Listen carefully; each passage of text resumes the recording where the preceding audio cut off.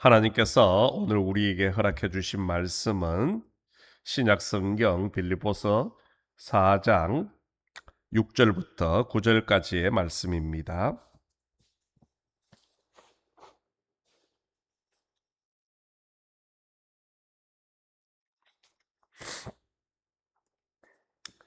빌립보서 4장 6절부터 9절까지의 말씀은 제가 가지고 있는 신약 성경 322면에 있습니다.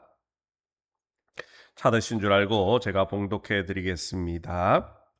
아무것도 염려하지 말고 다만 모든 일에 기도와 간구로 너희 구할 것을 감사함으로 하나님께 아뢰라.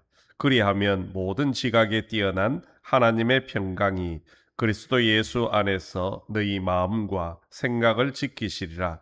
끝으로 형제들아, 무엇에든지 참되며 무엇에든지 경건하며 무엇에든지 오르며 무엇에든지 정결하며 무엇에든지 사랑받을 만하며 무엇에든지 칭찬받을 만하며 무슨 덕이 있든지 무슨 기림이 있든지 이것들을 생각하라. 너희는 내게 배우고 받고 듣고 본 바를 행하라. 그리하면 평강의 하나님이 너희와 함께 계시리라. 아멘.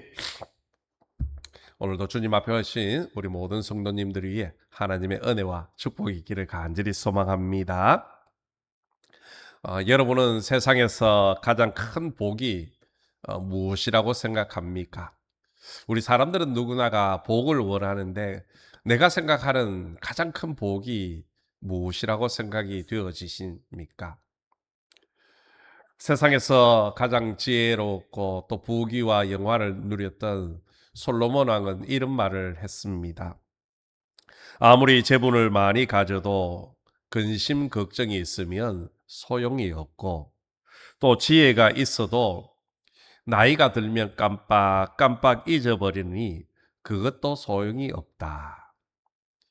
마음에 평안이 있어야 이 모든 것을 누릴 수 있다. 솔로몬은 한마디로 사람의 마음이 평안해야지 그것이 가장 큰 복이라고 이야기를 하고 있습니다.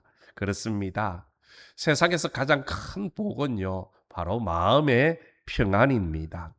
그래서 우리 예수님께서는 모든 믿는 자들에게 평안을 주시기 위해서 이 땅에 오셨고 또한 평강의 왕으로 우리 가운데 찾아오셨습니다. 오늘 본문을 기록한 사도 바울도 이 평안함이 얼마나 소중한가를 너무나도 잘 알고 있었습니다. 그래서 빌립보 교회 성도들 역시 이 평안을 누리기를 원했다는 것이요. 그래서 어떻게 해야 평안을 누릴 수 있는지 그 구체적인 방법을 오늘 사도 바울은 전해주고 있습니다. 바울이 말하는 이 평안이라는 것은 그저 이론적인 평안이 아니라 자신이 직접 경험한 또 환경을 초월한 절대 평안을 이야기하고 있습니다. 실제로 바울은 빌립보 지역에서 복음을 전하다가 큰 어려움을 당한 적이 있습니다. 바로 귀신이 들렸던 한 여종을 고쳐주게 되어지지요. 그것 때문에 결국 그 여종의 주인이 바울을 관리들에게 신고를 하게 되어지고 결국 감옥에 갇히고 말았습니다. 여러분, 이보다 더 억울한 일이 어디 있습니까? 사람을 해코지한 것도 아니고 사람을 때린 것도 아니었습니다. 그저 복음 전하고 귀신 들린 그 여인을 해방시켜 주었는데 그것 때문에 감옥에 갇혔다는 겁니다. 그러나 사도 바울은 억울해도 불평하지 않고 오히려 감옥 속에서 기도하기 시작했다라는 겁니다. 하나님 앞에 기도를 드렸더니 하나님의 평안이 사도 바울에게 임하기 시작합니다. 그랬을 때에 바울이 감옥에서 어떻게 합니까? 함께 있던 실라와 더불어서 하나님 앞에 찬양하기 시작했다라는 겁니다. 감옥에 갇혀서 찬양을 하니까 갑자기 큰 지진이 일어나고 옥토가 흔들리기 시작합니다. 잠겨있던 옥문들이 열리고 모든 사람의 메인 그 착고가 풀려졌다라는 겁니다. 여러분, 바울이 모든 것이 풀어지고 난 이후에 찬양한 것 아닙니다. 먼저 하나님 앞에 기도하였더니 마음의 평안함이 찾아오고, 마음이 평안하니 저절로 입술로 찬양이 넘쳐나게 되어졌다라는 겁니다. 여러분, 우리도 인생을 살다 보면 감옥에 갇힌 바울처럼 억울한 일을 당할 때가 참 많이 있을 겁니다. 사방이 꽉 막혀서 답답한 일을 당할 때도 있을 것이고, 또 앞으로 갈 수도 없고 뒤로 갈 수도 없는 그런 진퇴양난에 빠지는 순간도 만나게 될 것입니다. 때로는 그것이 경제적인 문제일 수도 있고, 사람들과의 관계의 문제일 수도 있고, 건강의 문제일 수도 있습니다. 또 가정의 문제일 수도 있고, 직장의 문제일 수도 있을 겁니다. 도저히 내 힘으로 해결할 수 없는 그런 순간을 만날 때가 있다라는 것이요. 예수 믿는 사람들이 흔히 오해하는 것 중에 하나가, 예수 잘 믿으면 내 삶에 아무런 어려움도 생기지 않을 것이다라고 생각을 한다라는 것이요. 그러나 전혀 그렇지가 않습니다. 어쩌면 예수 믿는 사람들은 세상에 믿지 않는 사람들보다 더 큰 어려움과 고난을 당하게 되어집니다. 그리고 또한 만약 우리에게 아무런 어려움이 없다라고 한번 생각을 해 보십시오. 하나님마다 잘 되어지고 아무런 문제가 없다라고 생각이 되어지면 우리는 절대로 하나님을 찾지 않을 것입니다. 왜요? 더 이상 하나님이 필요하지 않기 때문이지요. 그래서 하나님께서는 때로는 우리에게 어려움을 통해서 하나님을 찾기를 원하신다는 겁니다. 하나님을 잊지 않도록 하기 위해서 때로는 우리에게 어려움도 주시고 문제도 주신다라는 것이요.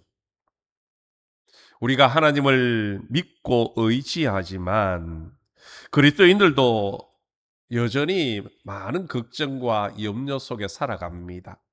우리가 하나님을 믿고 있어도요, 여전히 우리는 보이지 않는 미래로 인하여 걱정할 때가 많습니다.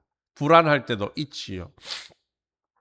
그리고 도저히 내 힘으로 해결할 수 없는 어려운 문제들이 생기면 어찌해야 할 바를 모르기도 합니다. 이럴 때 우리는 어떻게 해야 마음의 평안함을 얻을 수 있겠습니까?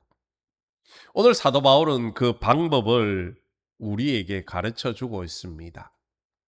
우리의 그런 걱정과 염려와 불안이 찾아올 때 사도 바울은 제일 먼저 하나님 앞에 기도하라, 그렇게 말씀을 하고 있습니다. 염려하지 말고 기도하라는 겁니다. 오늘 보면 6절 7절에 보시면 아무것도 염려하지 말고 다만 모든 일에 기도와 간구로 너희 구할 것을 감사함으로 하나님께 아뢰라. 그리하면 모든 지각에 뛰어난 하나님의 평강이 그리스도 예수 안에서 너희 마음과 생각을 지키시리라. 아멘. 염려하지 말라. 이 말은 무엇을 의미합니까? 염려할 것이 있다라는 사실을 전제를 하고 있습니다. 그렇습니다. 세상에 염려가 없는 사람은 한 사람도 없습니다. 가지 많은 나무 바람 잘 날 없다는 말처럼 세상 사람들은요, 걱정과 염려로 가득하다는 겁니다. 사람은 죽는 그 순간까지 염려의 굴레에서 벗어날 수가 없습니다. 그래서 오늘 사도 바울은 그 염려를 기도의 제목으로 바꾸라, 그렇게 말씀하고 있습니다. 모든 일들을 기도 제목으로 만들어 기도하라는 것입니다. 살고 죽는 문제까지 하나님 앞에 다 가지고 나오라는 겁니다. 작은 일들도 주님 앞에 가지고 나와 기도하라는 겁니다. 그러면 하나님의 평강이 너희 안에 임하게 될 것이다, 그렇게 말씀을 하고 있다라는 것이요. 그런데 문제는 기도하고 나면 염려가 사라져야 되는데 기도하고 나서도 여전히 우리는 염려의 속에 살고 있다라는 겁니다. 기도하면서도 염려하고 또 기도하고 나서도 하나님이 도와주실지 의심할 때가 참 많이 있다라는 것이요. 사실 하나님을 믿는 성도들은 하나님을 나의 아버지이십니다. 하나님은 선한 목자이십니다. 그렇게 고백을 하면서도 염려합니다. 이 말은 좀 엄밀히 말하면 우리가 하나님을 온전히 믿지 못한다라는 그런 증거이기도 하다는 겁니다. 말로는 하나님을 나의 아버지라, 선한 목자라, 그렇게 고백을 하지만 온전히 믿지 못하기 때문에 기도하고 돌았으면 염려를 다시금 붙들고 살아간다라는 것이요. 문제는 바로 우리의 믿음이 작다라는 겁니다. 어떻게 하면 되겠습니까? 방법은 하나입니다. 더 열심히 하나님 앞에 기도하는 것입니다. 오늘 본문에 염려하지 말고 기도하라라는 이 말은요, 현재 명령형으로 기록이 되어져 있습니다. 다르게 번역을 하면 계속해서 염려하지 말고 계속해서 기도하라라는 그런 의미입니다. 기도했는데 염려가 해결되지 않았다고 해서 단념하고 포기할 것이 아니라 계속해서 기도하라는 겁니다. 여러분, 기도와 염려는 반비례한다라는 그런 말이 있습니다. 우리가 기도하면 염려는 줄어들게 됩니다. 반면에 우리가 염려하면 결국 기도의 시간은 줄어들 수밖에 없다라는 것이요. 염려하는 마음이 생길 때에 즉시 그 염려의 제목을 기도의 제목으로 바꾸실 수 있기를 주님의 이름으로 간절히 소망합니다. 우리가 그 염려를 기도의 제목으로 바꾸면 주님이 주시는 그 평안함을 우리가 누리게 되어지는 것입니다. 여러분, 염려라는 단어의 이 원래의 뜻은요, 마음이 나뉘다, 생각이 나뉘다라는 그런 의미입니다. 우리의 마음이 둘로, 셋으로 그렇게 갈기갈기 나누어지는데 평안함이 있겠습니까? 마음이 나뉘어졌으니 당연히 불안해질 수밖에 없고 평안함이 찾을 수 없습니다. 행복해질 수가 없다라는 것이요. 그래서 베드로 사도는 너희 염려를 다 주께 맡기라. 이는 그가 너희를 돌보심이라. 그렇게 말씀을 하고 있습니다. 여기서 맡기다라는 이 단어를요, 영어 성경에서는 캐스트라는 그런 의미로 번역을 했습니다. 바로 던지다라는 그런 의미이지요. 염려가 있으면 하나님 앞에 던지라는 겁니다. 사도 바울은 말만 그렇게 한 것이 아니라 실제적으로 그 모든 염려와 걱정들을 하나님 앞에 맡겼습니다. 그랬을 때에 사도 바울은요, 마음의 평안함이 찾아왔다라는 겁니다. 사도행전 12장에 보면 헤롯 왕이 교회를 핍박을 하기 시작하지요. 그 핍박을 통해서 야고보 사도가 죽임을 당합니다. 또 베드로 역시 그 핍박에 의해서 감옥에 갇히게 되었었습니다. 베드로 사도가 감옥에 갇히자 초대교회 성도들이 베드로를 위해서 간절하게 기도합니다. 성도들은 기도하는데 감옥 속에 갇혔던 베드로는 어떻게 하고 있습니까? 그 감옥 안에서 편안하게 잠을 자고 있습니다. 얼마나 단잠을 자는지 천사가 베드로의 옆구리를 쳐서 깨워야 할 정도로 깊은 단잠을 자고 있더라는 것이요. 정말 대단한 배짱 아닙니까? 아니, 내일 죽을지도 모르는데 어떻게 그렇게 편안하게 단잠을 잘 수가 있겠습니까? 그 이유는 오직 하나, 베드로의 그 마음 속에 하나님이 주신 평안이 있었기 때문입니다. 하나님께 다 맡겼기 때문이라는 것이요. 살고 죽는 문제까지 하나님께 다 맡겼을 때에 그 차디찬 감옥 속에서도 단잠을 잘 수 있었다는 겁니다. 여러분, 우리의 생명은 누가 주관하십니까? 그렇습니다. 살고 죽는 것은 하나님께서 결정하시는 것입니다. 그러므로 여러분, 복잡하게 생각하지 마십시오. 생명의 주관자이신 하나님께 다 맡겨버리고 나면 우리의 마음속에 평강이 찾아오고 어떤 상황 속에서도 단잠을 자게 되어지는 것입니다. 오늘 저와 여러분 모두도 걱정, 근심, 염려 다 하나님 앞에 맡기고 기도함으로 인해서 하나님이 주시는 참된 평안이 저와 여러분 속에 찾아오시기를 주님의 이름으로 축원합니다. 작은 일에도 늘 걱정을 하는 어떤 한 사람이 있었습니다. 작은 일에도 걱정을 하니까요, 이 사람의 얼굴은 늘 어두울 수밖에 없었고 또 웃음기 하나 없었습니다. 그런데 어느 날 친구들이 그 사람을 보고 깜짝 놀랐습니다. 늘 어두운 얼굴에 웃음기 없던 그 친구가 너무나도 활짝 웃으면서 얼굴에 빛이 나고 있었기 때문입니다. 그래서 친구들이 묻죠. 자네 어떻게 된 일인가? 그랬더니 이렇게 말을 했습니다.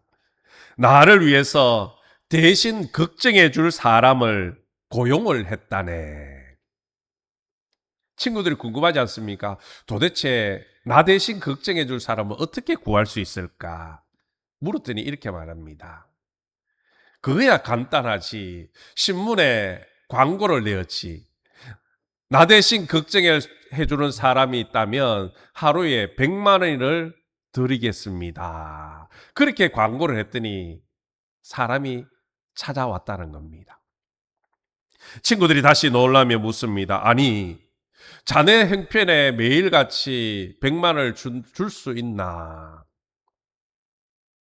그랬더니 이 친구가 하는 말이 있습니다. 그거야 더 이상 내가 걱정할 일이 아니지. 나 대신 걱정해 줄 그 친구가 걱정해야 될 일이지 않는가. 그러면서 끌끌끌 웃더라는 겁니다. 여러분, 하나님은 염려하며 사는 우리를 향해서 아무것도 염려하지 말고 감사함으로 기도하라 말씀하십니다. 그리하면 평강의 하나님께서 우리의 마음과 생각을 지켜주시겠다 약속하십니다. 그러므로 능력의 하나님, 평강의 하나님을 믿고 인생의 모든 문제와 염려를 맡기시기를 바랍니다. 잘 되고 못 되는 것까지, 살고 죽는 것까지 다 기도로 하나님 앞에 맡기시기를 축복합니다. 그러면 하나님께서 책임져 주시는 겁니다. 하나님께서 이제는 걱정하실 일이고 하나님께서 염려할 문제인 것입니다. 대신 우리는 하나님이 주시는 그 평강의 평안함을 누리면 되어지는 겁니다. 염려가 있습니까? 걱정이 있습니까? 하나님 앞에 믿음으로 맡기시기를 축복합니다. 기도함으로 하나님이 주시는 평안함을 누리시기를 주님의 이름으로 축원합니다. 두 번째, 우리가 염려와 걱정이 찾아올 때에 사도 바울은 함께 하시는 하나님을 기억하라, 그렇게 말씀을 하고 있습니다. 바로 임마누엘의 하나님을 기억하라는 겁니다. 우리는 하나님이 나와 함께 하심을 늘 생각하며 살아야 합니다. 오늘 사도 바울은 본문에서 이렇게 말씀합니다. 8절부터 9절에 보시면 끝으로 형제들아, 무엇에든지 참되며 무엇에든지 경건하며 무엇에든지 옳으며 무엇에든지 정결하며 무엇에든지 사랑받을 만하며 무엇에든지 칭찬받을 만하며 무슨 덕이 있든지 무슨 기림이 있든지 이것들을 생각하라. 너희는 내게 배우고 받고 듣고 본바를 행하라. 그리하면 평강의 하나님이 너희와 함께 계시리라. 아멘.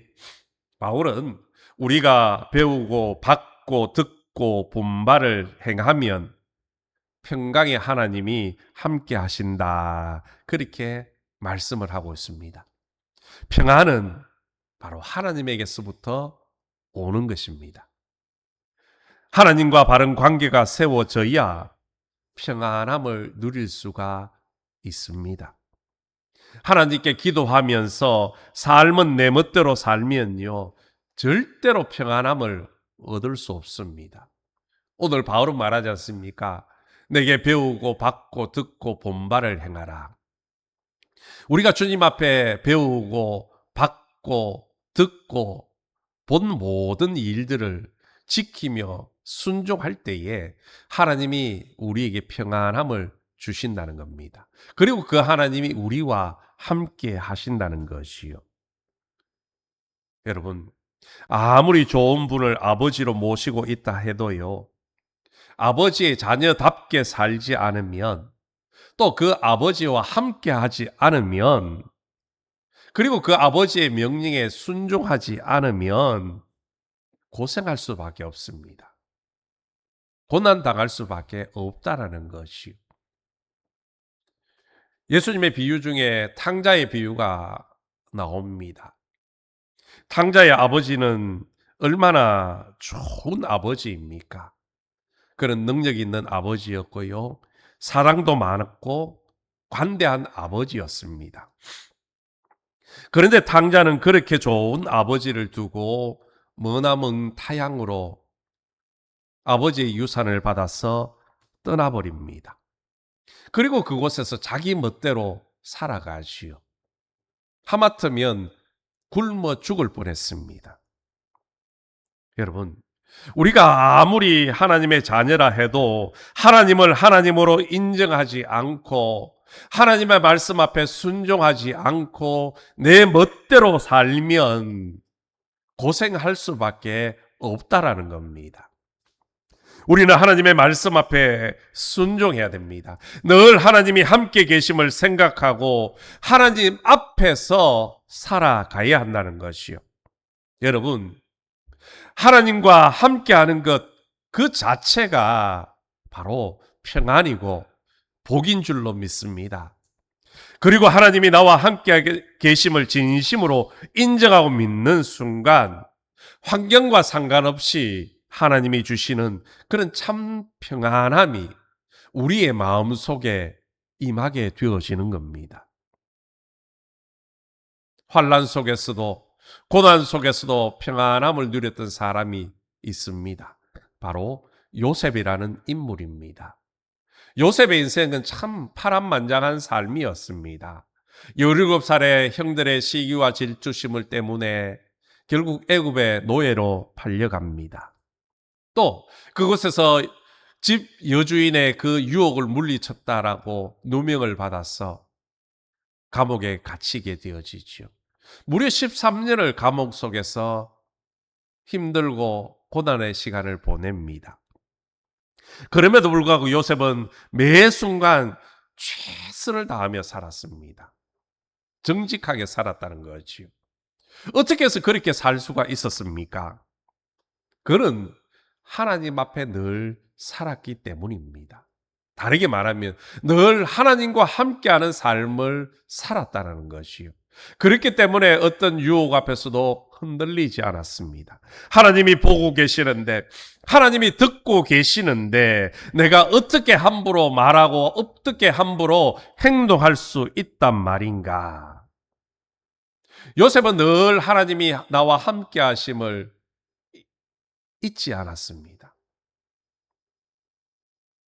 그렇기 때문에 하나님 앞에서 평안함을 누릴 수 있었고, 감옥 속에서도 그는 최선을 다하며 다른 사람들에게 인정받을 수 있었다는 것이요.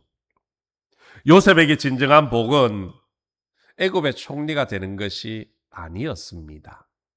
하나님과 함께하는 삶, 임마누엘의 삶이 요셉이 받은 진정한 복이었고 은혜였습니다. 요셉처럼 하나님만이 복인 사람은 세상 것들에게 마음을 빼앗기지 않습니다. 어떤 환경에 처했다 할지라도 불평하지 않는다는 겁니다. 염려하지 않는다는 것이요. 생명의 주인이시며 세상 만물의 주인이신 하나님이 나와 함께 하시는데 이보다 더 큰 은혜와 복이 어디에 있겠습니까? 오늘 저와 여러분은 진정한 복이 무엇이라고 생각하며 살고 있는지 스스로에게 한번 물어보십시오. 하나님이십니까? 아니면 하나님이 주시는 선물입니까? 임마누엘 하나님이 함께 하시면 우리는 환경과 상관없이 언제나 만족할 수 있고 평안함을 누릴 수 있게 되어지는 겁니다. 오늘 저와 여러분 모두도 하나님이 나와 함께 하심을 믿으시고 하나님이 주시는 참 평안을 누리시기를 주님의 이름으로 간절히 소망합니다. 맥스 루케이도 목사님이 직접 겪은 일이라고 합니다. 하루는 목사님이 비행기를 타고 가다가 낭귀루를 만났다고 합니다. 비행기를 타보신 분들은 아시겠죠? 낭귀루를 만나면요, 걷잡을 수 없이 요동치기 시작합니다. 승무원들이 안내 방송을 합니다. 낭귀루를 만나서 위험하니 안전벨트를 매십시오. 혹 산소 호흡기가 내려올 수도 있습니다. 여기저기서 비명소리가 들립니다. 목사님도 불안한 마음에 의자를 두 손으로 꽉 잡고 그렇게 기도하고 있었다고 합니다. 그런데 한켠에서 아주 태평하게 편하게 낄낄거리며 웃는 어린아이를 발견하게 됩니다. 나중에 상황이 종료가 되어지고 목사님이 그 아이를 찾아가서 물어봤다고 합니다. 얘야, 너는 그렇게 비행기가 요동치는데 무섭지 않았니? 그때 아이가 이렇게 말합니다. 저는 전혀 무섭지 않았습니다. 왜냐하면 이 비행기를 우리 아빠가 운전하고 있기 때문입니다. 우리 아빠는 세상에서 운전을 제일 잘하는 조종사입니다. 여러분, 이 어린아이에게는 비행기가 흔들리는 환경보다 내 아빠가 조종석에 앉아 있다는 그 사실이 더 중요했습니다. 이것이 바로 평안인 줄로 믿습니다. 저와 여러분 모두가 이런 평안을 누리시기를 축복합니다. 하나님이 내 아버지가 되신다. 하나님이 나와 함께 하신다라는 이 믿음만 있으면 우리는 어떤 상황과 어떤 환경 속에서도 평안함을 누리게 될 줄로 믿습니다. 사랑하는 성도 여러분, 걱정과 염려로 사방이 막혀 답답하십니까? 폭풍과 같은 그런 시간을 보내고 계십니까? 하나님을 바라보십시오. 하나님을 의지하십시오. 그리고 그 하나님 앞에 모든 것을 내려놓고 기도하십시오. 그러면 그 힘든 시간에도 우리는 하나님이 주시는 참된 평안을 누리고 천국의 기쁨을 경험하게 될 줄로 믿습니다. 임마누엘 하나님이 함께 하신다면 우리는 어떤 상황, 어떤 환경도 더 이상 문제가 되지 않을 겁니다. 그것이 비록 감옥일지라도, 그것이 가장 큰 고난의 현장일지라도 임마누엘 하나님이 함께 하신다면 그것이 바로 천국인 줄로 믿습니다. 염려가 밀려올 때에 임마누엘 하나님을 의지하며 기도하시기 바랍니다. 그리하면 하나님의 평안이 우리의 마음과 생각을 지켜주실 것입니다. 우리의 인생을 책임져 주실 것입니다. 이런 하나님의 놀라운 평안의 은혜를 누리며 살아가시기를 예수님의 이름으로 축원합니다. 하나님 아버지 감사합니다. 인생은 걱정과 염려의 연속입니다. 그러나 오늘 사도 바울은 그 모든 염려들을 주님 앞에 가지고 나와 기도하라 말씀합니다. 그리하면 하나님의 평안함이 우리에게 임할 것이라 약속해 주셨습니다. 걱정과 염려, 이제는 다 주님 앞에 믿음으로 기도하며 내려놓게 하시고 임마누엘 하나님을 의지하며 그 하나님의 은혜 가운데 참된 평안함을 누리게 하시고 또 그 평안함을 세상 사람들에게 전할 수 있는 우리 모두가 될 수 있도록 은혜 내려 주옵소서. 예수님의 이름으로 기도드리옵나이다. 아멘.